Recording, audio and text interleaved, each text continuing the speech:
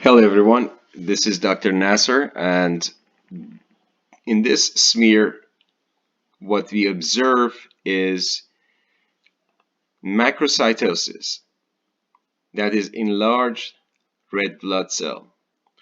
If you notice in this smear there is a resting lymphocyte at the bottom of the field, and when you compare the size of the nucleus of that resting lymphocyte to the size of the red blood cells that are present in the field, you do see red blood cells appear larger than the lymphocyte's nucleus, and that indicates macrocytosis. If you look at the CBC indices of this patient, you do observe elevated MCV. It can run anything above 100 femtoliter, but based on the size of these red blood cells, I would anticipate the MCV to be around 120.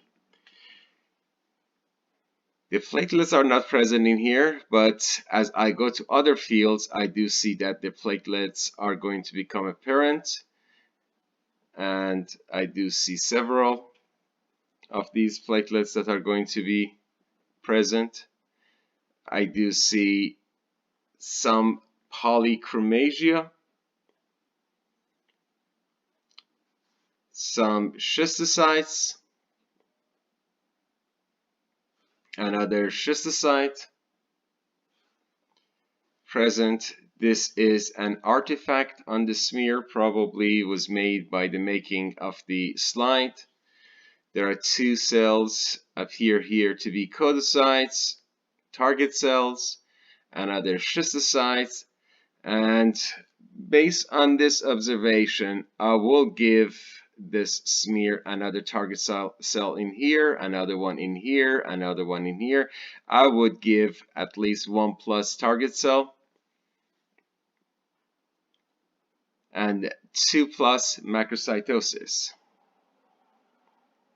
It is a good idea to use the nucleus of resting lymphocyte as a standard to compare the red blood cell size, and in order to determine whether or not the size appear to be normocytic or macrocytic or microcytic.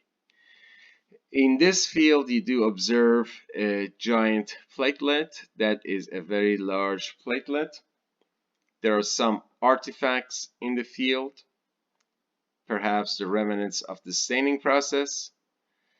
But again, I also 1+ schistocytes because I do see them often. There's a dacryocyte in this corner, and I do think that would cover the basics of the morphological changes in this smear, and that was schistocytes 1+, target cells 1+, macrocytic 2+.